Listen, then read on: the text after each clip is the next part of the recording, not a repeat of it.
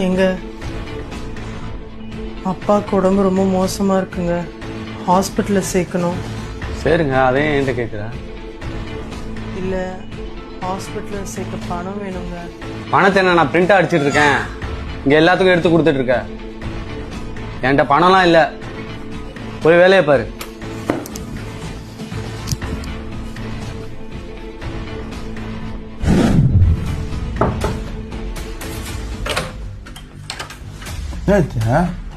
அண்ணா, அம்மா ஃபோன் பண்ணாங்க, அப்பாவுக்கு உடம்பு சரியில்லை, ஹாஸ்பிட்டலில் சேர்க்கணுன்னு. ஒரு 50,000 ரூபா பணம் இருந்தால் கொடுண்ணா. ஐயோ இல்லை நித்யா, நேற்று தான் நான் 20,000 பணத்தை கொண்டு போய் லோனில் கட்டிட்டு வந்தேன். நீ மட்டும் பணம் கேட்குறது மட்டும் உங்கள் அன்னைக்கு தெரிஞ்சதுன்னு வச்சுக்குவேன், பத்திரவாளியாக மாறிவிடுவா. ஃபஸ்ட்டு இங்கிருந்து போ, ஃபஸ்ட்டு கிளம்புங்க.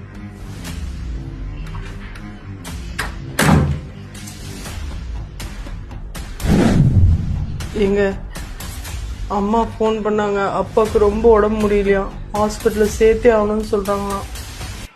கொஞ்சம் பணம் ரெடி பண்ணுங்க. ஹே, உங்கள் அப்பாவுக்கு உடம்பு சரியில்லைன்னு சொன்னா உடனே பதற.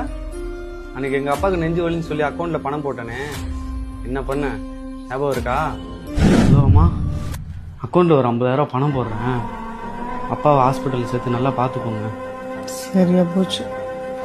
இருக்கிறதெல்லாம் கொடுத்துட்டு இந்த மனுஷன் என்னதான் பண்ணுவானோ தெரியல. அப்பாவுக்கு உடம்பு சரியில்லைம்மா.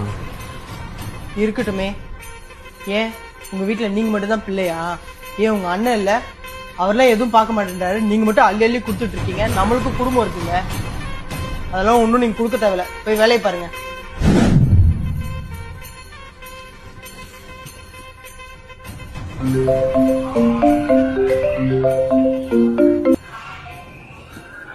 ஹலோ மா.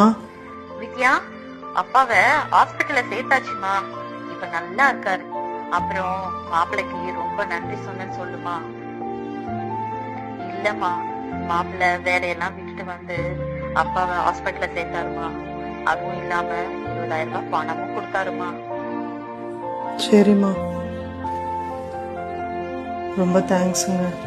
எங்கள் வீட்டில் இதை கற்றுக் கொடுக்கல, யார் கஷ்டப்பட்டாலும் பார்த்துட்டு கண்டுக்காமல் போகிற மாதிரி. நான் எப்படி எங்கள் அம்மா அப்பாவை நினைக்கிறேனோ அதே மாதிரி தான் உங்கள் அம்மா அப்பாவை நினைக்கிறேன்.